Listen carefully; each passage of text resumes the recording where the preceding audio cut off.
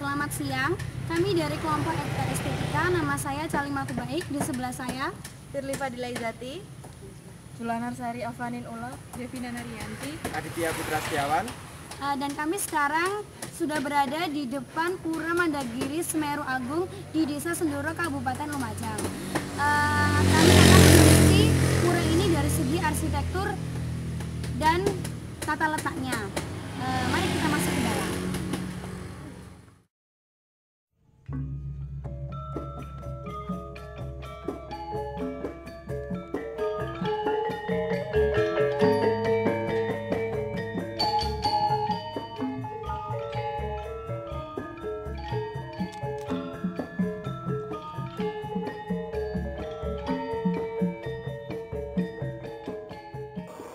izin lokasi pendirian pura diajukan, tetapi ditolak oleh Bupati Lumajang dikarenakan tempat yang sempit dan dekat dengan pemukiman non-Hindu.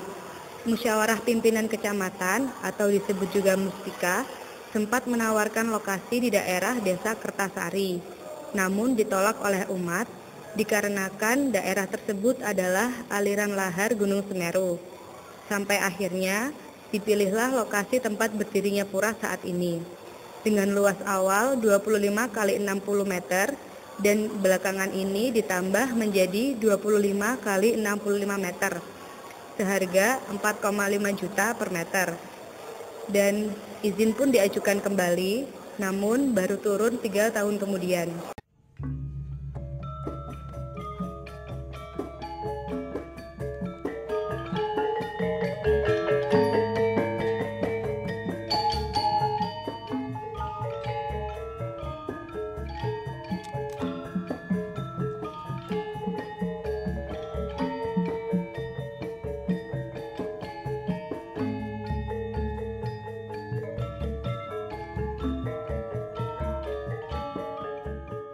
Pura dibangun secara bertahap. Setelah batu bata terbeli, Padmasana pun mulai dibangun menghadap ke arah timur, tetapi tidak bisa dituntaskan. Dipindah agak ke utara, masih menghadap ke arah timur, namun tidak bisa diselesaikan juga. Ada pawisik atau penggujuk gaib agar dihadapkan ke arah selatan. Setelah itu, pembangunan pun lancar dan punia atau disebut juga sumbangan mengalir dari umat di Bali maupun di luar Bali.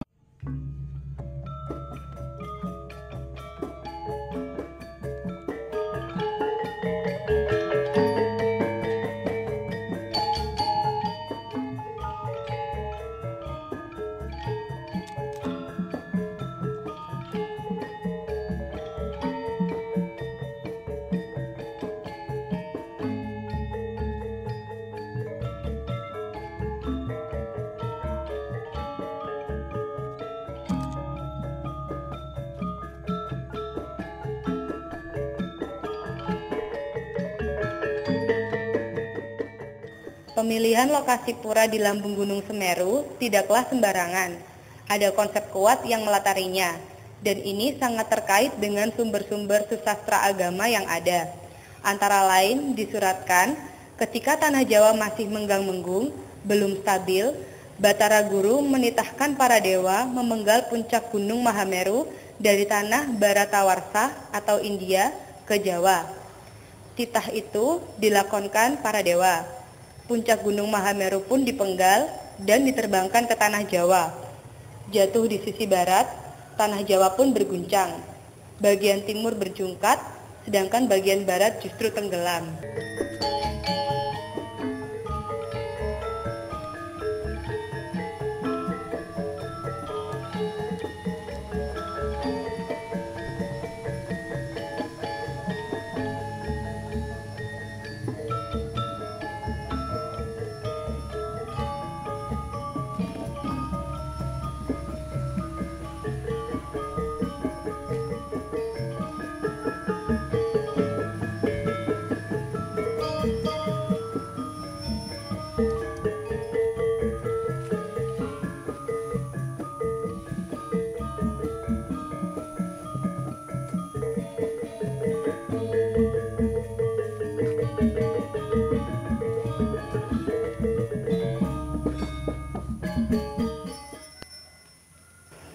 Di lokasi agak menurun, yaitu di sisi timur, dibangun Pasraman Sulinggih, balai simpen peralatan dan 2 balai pagibungan selain dapur.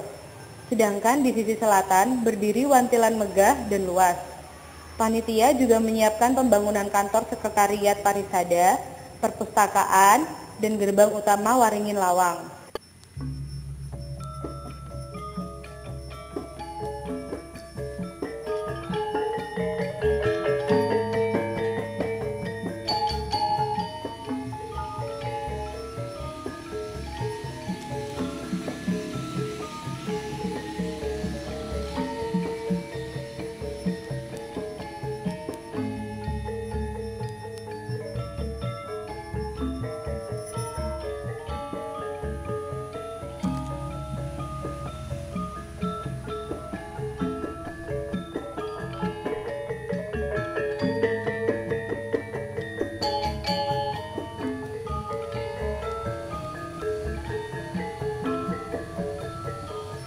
Ini, bangunan fisik Pura Mandaragiri Semeru Agung sudah dilengkapi dengan Candi Bentar atau Apit Surang di Jaba Sisi dan Candi Kurung atau Gelung Kuri di Jaba Tengah.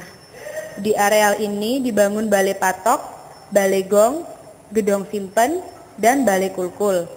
Ada juga pendopo suci sebagai dapur khusus dan balai patandingan. Di jeroan atau areal utama ada Pengapit Lawang, Balai Ongkara, Balai Pasanekan, Balai Gajah, Balai Agung, Balai Paselang, Anglurah, Tajuk, dan Padmanabah sebagai bangunan suci utama dan sentral.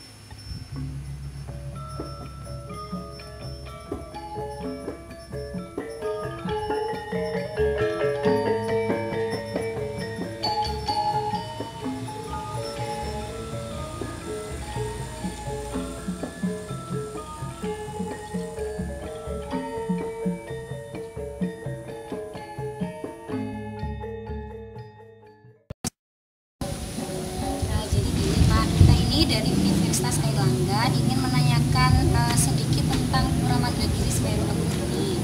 Yang pertama-tama akan kita tanyakan itu adalah sejarahnya. Sejarahnya itu sendiri kenapa Pak? Pura ini dibangunnya sejak kapan? Kenapa di sini? Iya. Maaf nanti emang berbun. Mohon maaf karena saya ya sering sering guyon. Terus asalnya dari mana Mbak? Asalnya dari Surabaya. Oh, Surabaya. Oh, berarti tunggal bapak kali tunggal ibu, Pak Gubernur. Nah, begini, bahasanya saya campur saja. Iya. Jadi Pura Mandaragiri Semeru Agung ini itu kan saya awali dari pembangunan dulu ya. Iya. Jadi Pura Mandaragiri Semeru Agung ini dibangun tanggal 27 Juli 1991. Nah, tapi sebelum itu ini memang ada petunjuknya begini. Jadi yang memberikan petunjuk adalah yang ada di Semeru. Petunjuknya berbahasa Jawa begini. Yenu madinu ing telatah Lamajang. Bukan Lumajang, jadi telatah Lamajang arep mangun pura bangunan ing lokasi iki. Maksudnya kalau umat Hindu di Lumajang akan membangun bangunlah di lokasi ini. Nah terus, karena yang mempunyai kebun sini ini bekas kebun dulu. Ini adalah Pak Atris, ya juga selaku umat Hindu yang ada di desa Sundoro ini. Nah terus para sesepuh antara lain ya termasuk Pak Sarjo, Pak Jumadi, terus Pak Mujiranoto Sabdo. Itu yang pertama kali membangunnya Pak. Ya. Iya. Jadi para sesepuh yang ada di sini itu. Nah, jadi Pak Sarjo, Pak Mujiran, Pak Jumadi dengan sesepuhnya lain, terus runingan bagaimana solusinya bisa tanahnya bisa dibeli. Nah, terusnya penawaran dari Pemda tadi ditolak oleh para sesepuh. Nah, termasuk di dalamnya tadi adalah Pak Madi Wirata asal dari Bali, tugasnya selaku Kejaksaan Negeri Lumajang, juga selaku Parisada Hindu Dharma Indonesia Kabupaten Lumajang. Langsung ditolak, Pak, mohon maaf, kalau Gunung Semeru meletus, banjir, rakyat yang ada di sini disuruh mengungsi ke Desa Senduro, Kecamatan Senduro ini. Jadi mohon maaf kalau Mas itu disuruh membangun pura di sini. Terus biar umat ini akan mencari lokasi yang lain. Kembali kepada yang cerita awal tadi. Terus mendekatkan diri kepada yang mempunyai lokasi ini namanya Tanah Kering.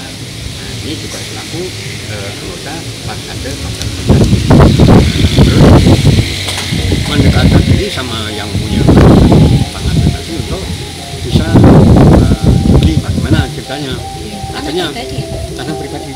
Nah, terus di situ omongnya Pak Nadri begini, ya bisa kalau begitu Mas Indra akan Mangkura, kebun saya di atas itu memang kalau memang dibutuhkan oleh Mas Indra akan membangun pura, saya ikhlaskan dengan cara membeli. Nah, membeli yang pertama ini ukuran 20 meter kali 60 kan cuma 12 are. Nah, setelah di situ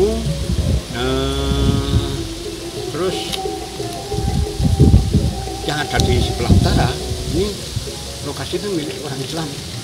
Nah, karena umat Hindu ini rupanya butuh lokasi, yang karangan milik orang Islam tadi kok ditawarkan langsung dibeli lagi. Boleh Pak? Boleh, memang ditawarkan langsung dibeli. Nah, terus yang ini juga baru ini. Nah, setelah jatah itu tadi 20 meter kali 60 tambah 7 meter kali 30, nah ini langsung dibebaskan oleh yang mempunyai Pak Kades tadi. Nah, terus yang di belakang, nah itu tempat apa tadi, kamar mandi tadi, nah itu milik orang Kristen. Iparnya yang mempunyai ini. Nah begitu langsung di sampai sini. Ya sampai sini. Nah, langsung terus peletakan batu pertama tanggal 27 Juli 1991. Ya, terus nah dawuhnya begini, puramu sengarep kok angkuk bakal mari sak jroning setahun. Maksudnya puramu yang akan kau bangun nanti akan jadi selama 1 tahun. Tapi ternyata jauh tadi melenceng. Jadi tanggal 27 Juli 1991, hitung Agustus, September, Oktober, November, Desember, Januari. 6 bulan. Yang jatahnya bangunan jatah. Nah, yang ini pendopo ini tahun 2000. Baru ya Pak? Baru tahun 2000 nih. Itu. Terus yang menciptakan ini arsiteknya gitu siapa Pak? Arsiteknya ini memang ya dari Bali. Oh, dari Bali. Arsiteknya adalah Pak Nyoman Klepet dari Bali, itu arsiteknya. Setelah dibantu oleh teman-temannya lain, termasuk dananya dari Bapak Gubernur Bali, dari Bapak Bupati seluruh Bali, dari masyarakat seluruh Bali, termasuk usaha dagang dan sebagainya. Ini dana memang murni dari Bali. Nah, terus ya juga ada bantuan dari umat Hindu yang ada di Jawa Timur. Terus tadi kan kita kan sudah ke atas Pak, kita tuh lihat banyak apa kayak patung-patung seperti ini Pak, ya. Seperti ini. Ini tuh ada makna-maknanya enggak Pak? Ya cuman itu hiasan saja. Hiasan saja. Ya. Terus arsiteknya ini juga dari Bali Pak ya? Dari Bali semuanya. Asli dari Bali. Ya. Terus kayak ada ular-ular, itu merupakan simbol-simbol apa gitu Pak? Nah, kalau ular tadi adalah simbolnya naga Basuki. Ya, nah, itu begini ceritanya. Kalau kita kembali kepada sejarah di wayang kulit, nah, kan sering menonton wayang kulit, momen ada pementas itu kan, jadi Gunung Himalaya pada waktu itu kan untuk mencari, nah, yang ditugaskan adalah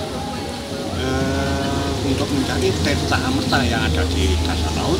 Nah, terus di situ naga Basuki tadi untuk melilit gunung tadi supaya tidak tenggelam di dasar laut.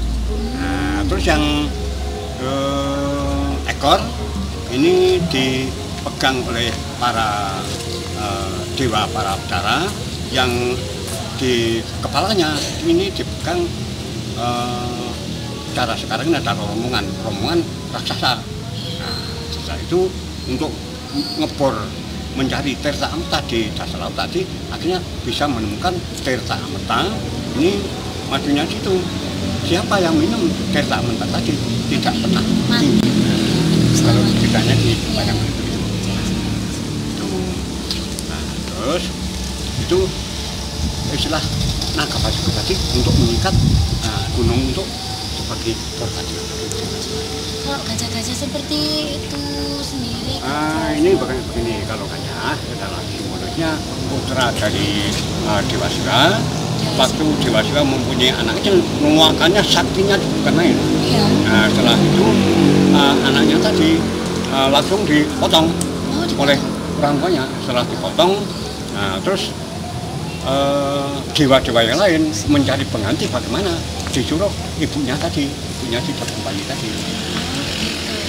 Nah, setelah jalan kemana saja tidak menemukan, akhirnya ada seekor anak gajah yang baru saja mati, itu dipotong, terus kepalanya langsung ditancapkan, diberikan tirta amat tadi, hidup kembali, yang dinamakan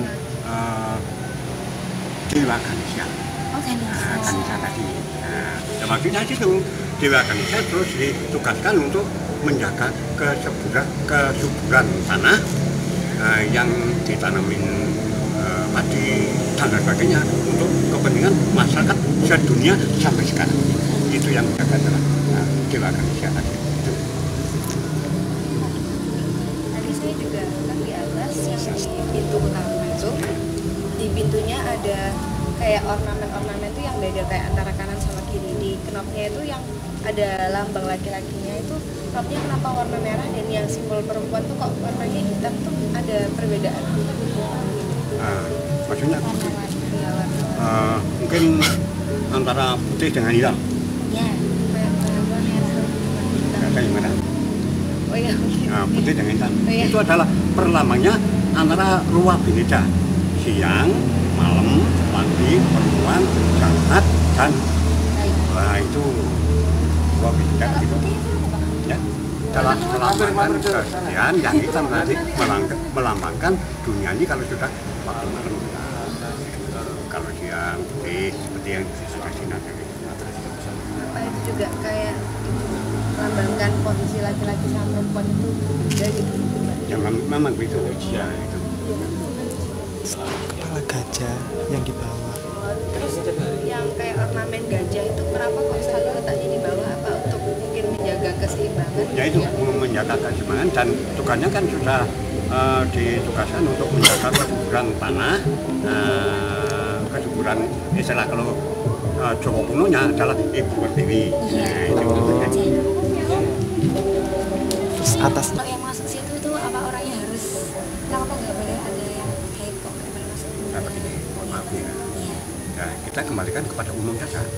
Jadi mamanya umat Islam kalau sedang datang bulan kan tidak boleh masuk di masjid, di musola, di apa saja. Mamanya masukkan tidak boleh masuk di gereja dan sebagainya. Nah, umat ini juga begitu. Nah, karena ini adalah yang kita sembah adalah Tuhan yang Maha, tapi keadaan raga ini harus bersih suci, itu kan maksudnya begitu. Tapi kalau sedang kotor kain kan nggak bisa melakukan. Iya. Terus itu Pak, kain-kain kotak-kotak yang diletakkan itu biar apa? Oh itu tadi Ya. kotak-kotak yang Ya. hitam putih tadi itu ruwa bineka tadi. Oh. Jadi ada lambang siang malam, laki perempuan, ada kesehatan, ada kaitan. Ruwa bineka. orange. Kenapa orange? Warna oranye juga ini Pak, di bawahnya ada warna oranye. Oh merah juga. biasanya ini. Oh merah. Merah. Mas, Itu kenapa Pak kok dikasih merah? Merah ini adalah Orange. melambangkan tembok. empat penjuru begini. Jadi dunia ada 4 penjuru. Jadi antara utara, selatan, timur, barat. Nah, yang menjaga di timur adalah Dewa Iswara, warnanya putih. Yang merah ini adalah yang ada di selatan, yang menjaga di situ adalah Dewa Brahma. Yang ada di barat ini adalah kuning, yang menjaga di situ adalah Dewa Mahadewa. Yang utara ini adalah Dewa Wisnu, warnanya. Dan demikian penelitian kami di Pura Mandagiri Semeru Agung, Desa Sendoro, Kabupaten Lumajang. Terima kasih. Dadah.